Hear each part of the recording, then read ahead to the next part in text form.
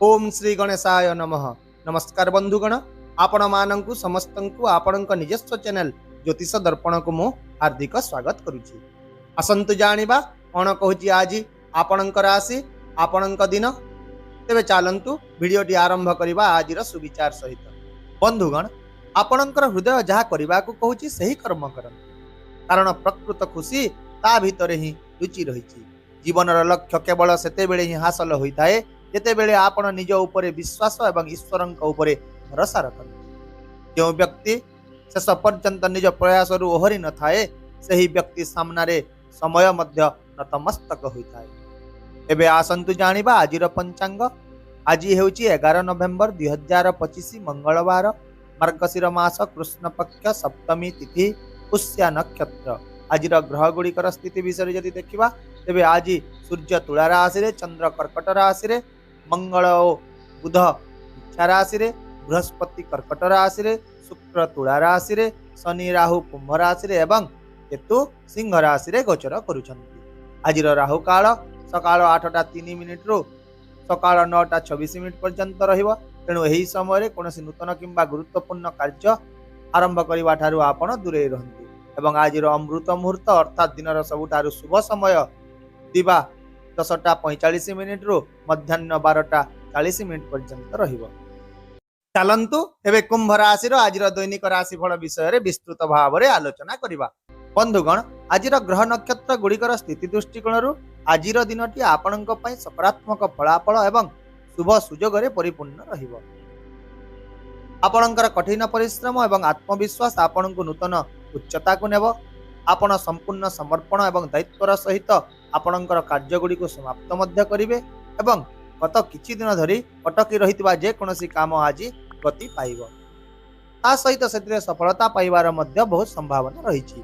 तेणु आज आपण निजर प्रयास रे विश्वास रखंतु, कारण आपणक द्वारा करा जायतिबा आजिर जे कोनोसी योजना आपणक सपक्ष रे फलाफल आनी देबो। ता सहित आज प्रियजनक सह साक्षात किंबा किछि भल खबर आपणक आनंदित करिवो। सकारात्मकता एवं आशार परिवेश आपण को घेरी रहिबो। आपण अनुभव करिवे जे भाग्य आज आपण कठिन परिश्रम को समर्थन करिबो। तथापि मध्य आपण आज निज भावना उपरे आधारित कोनोसी निष्पत्ति नियंतु नाही, बरं निजर बुद्धि एवं विचक्षणतार सहित निष्पत्ति गुड़िक नियंतु। एहा छड़ा आज आपण विरोधी माने आपण प्रगति रे बाधा देबा को चेष्टा करिवे। तेणु समानक कार्यकलाप उपरे नजर रखंतु। कोनोसी अजणा व्यक्ति को अंध भाव रे विश्वास करंतु नाही। आज कर्म क्षेत्र रे मध्य आपणक पई बहुत शुभ संकेत रहिछि। आपणक कठिन परिश्रम फल देव एवं आपणक क्षमता स्वीकृति पाइबो। नियुक्ति पाइथिबा व्यक्ति माने समानक उपरिस्थ अधिकारी ठारू प्रशंसा एवं उत्साह पाइबे। आपणको कोनोसी एक नूतन प्रकल्प किंबा दायित्व मध्य न्यस्त करा जाय पारे। विशेष भाव रे आज आपण कार्य क्षेत्र रे निजर सिद्धता एवं सच्चोटता द्वारा समस्त को प्रभावित करिवे। सेहीपरि व्यवसाय रे थिबा लोकंक पई मध्य दिनटी लाभदायक हेबाकु जाउछि। आपण आज कोनोसी एक नूतन चुक्ति किंबा डील पाई पारंती। एहा छड़ा जदि आज आपण निज व्यवसाय रे नूतन प्रयुक्ति विद्या किंबा नूतन योजना ग्रहण करिवे तेबे व्यवसाय रे प्रगति मध्य देखा देबो। एहा छड़ा आज आपण पुराना ग्राहकंक ठारू बहुत लाभ पाई पारंती। एवं जदि आपण एक नूतन व्यवसाय किंबा स्टार्टअप योजना करूछंती तेबे आज ग्रह गुड़िक मध्य आपणको एक सफल आरंभर आशीर्वाद प्रदान करिवे। एहा छड़ा आज दिनटी छात्र एवं युवक मानक पई मध्य एक सफलतार दिन हेबो। परीक्षा किंबा साक्षात्कार पई कठिन परिश्रम करिथिबा छात्र छात्री माने आशा ठारू अधिक भल फलाफल देखिबे एवं नियुक्ति खोजुथिबा युवक माने मध्य आज सेमानक इच्छा अनुसार चाकरी पाइबार प्रबल संभावना रहिछि। आर्थिक दृष्टिकोण आज दिनटी अत्यंत शुभ हेबो। आर्थिक लाभ हेबार संभावना रहिछि। आपण पुराना ऋण आदाय करि पारंती। नूतन निवेश किंबा स्थावर संपत्ति कारबार मध्य लाभ आनी देबो। आपणकर योजना गुड़िक स्थिर रहिबो एवं आपणकर आर्थिक स्थिति मध्य मजबूत हेबो। तथापि आपण आज निजर खर्च को नियंत्रण रे रखंतु। शीघ्र किंबा आडंबरपूर्ण खर्चरू दूरे रहंतु। यदि आज आपण टंका को योजनार सहित सठिक भाव में व्यवहार करिवे भविष्य रे बहुत लाभ मिलिबो। तहीपरि स्वास्थ्य दृष्टिकोण आज दिनटी एक साधारण किंतु संवेदनशील दिन हेबो। आपण मानसिक एवं शारीरिक भाव में थक्का अनुभव करि पारंती। तेणु निज पई किछि समय बाहर करंतु एवं विश्राम मध्य नियंतु। ता सहित योग ध्यान एवं प्राणायाम करंतु, जहाँ आपणकर मन को ଆଜି ଶାନ୍ତ ରଖିବ। ଏହାଛଡ଼ା ଆଜି ଆପଣ ନିଜର ଖାଦ୍ୟପେୟ ପ୍ରତି ମଧ୍ୟ ବିଶେଷ ଧ୍ୟାନ ଦିଅନ୍ତୁ। ବାହାରର ଖାଦ୍ୟ କିମ୍ବା ଅତ୍ୟଧିକ ତେଲ ମସଲାଯୁକ୍ତ ଖାଦ୍ୟ ଖାଇବା ଠାରୁ ଦୂରେଇ ରୁହନ୍ତୁ। ପ୍ରଚୁର ପରିମାଣରେ ପାଣି ପିଅନ୍ତୁ। ଏହାଛଡ଼ା ଯଦି ଆପଣଙ୍କର କୌଣସି ଦୀର୍ଘକାଳୀନ ରୋଗ ରହିଛି ତେବେ ଆପଣ ନିଜର ଔଷଧକୁ ଅବହେଳା କରନ୍ତୁ ନାହିଁ। ଏହିପରି ସାମଗ୍ରିକ ଭାବରେ ଆପଣ ନିଜର ଦୈନନ୍ଦିନ କାର୍ଯ୍ୟରେ ଶୃଙ୍ଖଳା ଯଦି ରଖିବେ ତାହା ଆପଣଙ୍କ ପାଇଁ ଆଜି ସର୍ବୋତ୍ତମ ଉପଚାର ହେବ।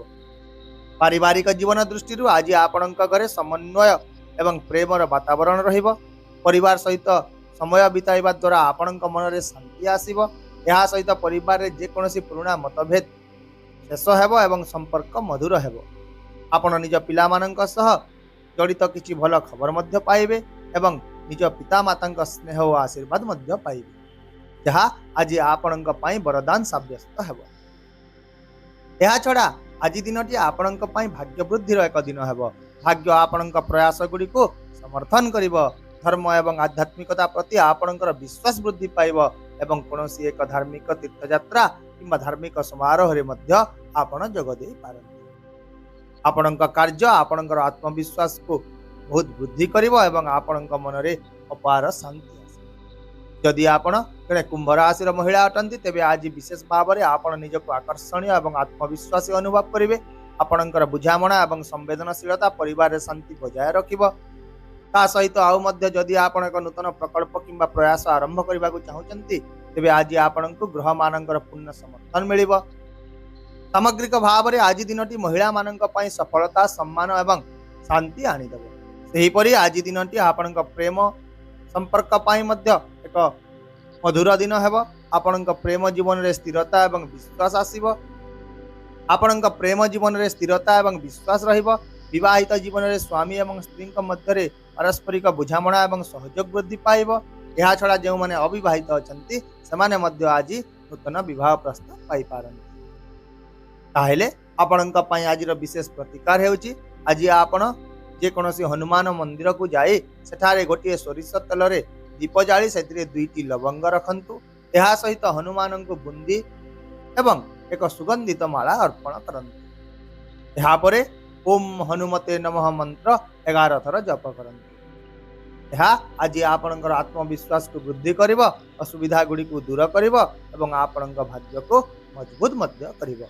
ଆଶା କରୁଛି ଭିଡ଼ିଓଟିକୁ ଆପଣ ସକାରାତ୍ମକ ଚିନ୍ତାଧାରା ସହିତ ନିଶ୍ଚିତ ଗ୍ରହଣ କରିବେ ଏବଂ ଆପଣଙ୍କର ଦିନକୁ ଆହୁରି ସୁନ୍ଦର କରିପାରିବେ।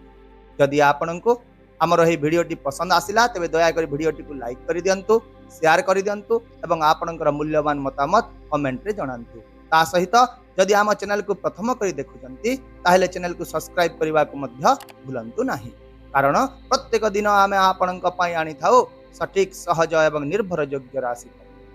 ବର୍ତ୍ତମାନ ତ ସମୟ ହୋଇଯାଇଛି, ଆସନ୍ତାକାଲି ପୁଣି ଦେଖା ହେବା ଆଉ ଏକ ନୂତନ ରାଶିଫଳ ଭିଡ଼ିଓ ସହିତ। ସେ ପର୍ଯ୍ୟନ୍ତ ଖୁସିରେ ରୁହନ୍ତୁ, ପିତାମାତାଙ୍କ ସେବା କରନ୍ତୁ ଏବଂ ମୋତେ ବିଦାୟ ଦିଅନ୍ତୁ। ନମସ୍କାର, ଜୟ ଜଗନ୍ନାଥ।